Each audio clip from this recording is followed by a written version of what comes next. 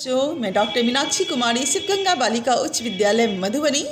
बच्चों, मैं आज बहुत ही महत्वपूर्ण टॉपिक जो है आपके सामने लेकर आई हूँ, जीवन जीने की कला, जो आपके लिए जानना बहुत ही ज़्यादा ज़रूरी है। जो व्यक्ति बच्चों जीवन जीने की कला को जाने बिना जीवन को अस्त व्यस्त ढंग से बिताते हैं, वो एक प्रकार से अपने जीवन को कहीं न कहीं व्यर्थ ही करते हैं। इसलिए जीवन जीने की कला को सीखना बहुत ही आवश्यक है। यह कहना अनुचित नहीं होगा कि जीवन एक यात्रा के समान है और इसे सफलता से जीना एक कला है। अतः इस कला को शीघ्रता से सीखने में तत्पर हमें होना चाहिए। वास्तव में सफलता और प्रसन्नता के रहस्य जो होते हैं जीवन जीने की कला को जो है निहित होते हैं। जो लोग विकट से विकट असमान परिस्थितियों में भी जिंदा दिली के साथ जीवन जीते हैं और अपने लक्ष्य की प्राप्त करने के लिए हमेशा प्रयासरत रहते हैं, तो समझ लीजिए कि उन्होंने जीना सीख लिया है। सुख दुख तो बच्चों जीवन में आते ही जाते रहते हैं। ऐसा कोई भी इंसान नहीं है जिसके जीवन में सिर्फ सुखी हो दुख ना हो। लेकिन आपको मानना होगा कि सुख दुख जो है जीवन के दो पहिए हैं। जिसके जीवन में सुख होगा दुख भी आएगा। लेकिन हम क्या कहते हैं, सुख में आनंद की अनुभूति करते हैं और दुख होता है तो हम घबरा जाते हैं। लेकिन यही हमारे जीवन की सबसे कमज़ोर कड़ी वहीं पे निहित हो जाती है हमारे लिए, कि हमें उस परिस्थिति में भी घबराना नहीं है। बच्चों, जो मनुष्य सुख दुख में स्वयं को समान रख सके वही वास्तव में जीना जानता है।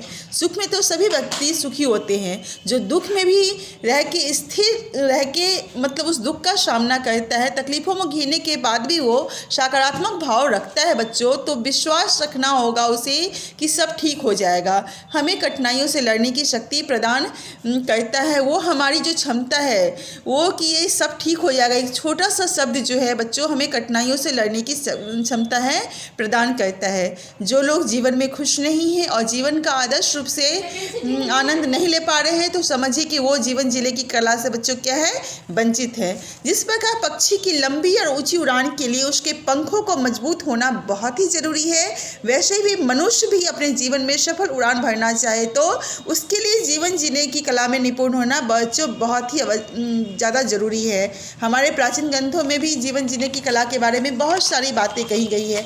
ऐसा नहीं है कि ये आज की बातें हैं, ये प्राचीन कालों से होती आ रही है। लोग इसको समझाते आ रहे हैं बच्चों को, लेकिन कहीं ना कहीं लोग इन बातों को भूल जाते हैं। इससे क्या होता है, मनुष्य को सुधारने निखरने की जो शक्ति है वो कमज़ोर हो जाती है, मनुष्य में उसमें कमज़ोर हो जाता है। हमें उन ग्रंथों को पढ़ के उससे ज्ञान प्राप्त करके जीवन में सुधार करने की दिशा में बच्चों बढ़ना चाहिए। आदर्शों से परिपूर्ण ऐसे जीवन सूत्रों से ही हम जीवन जीने की वास्तविक कला को बच्चों सीखने में सक्षम हो सकते हैं।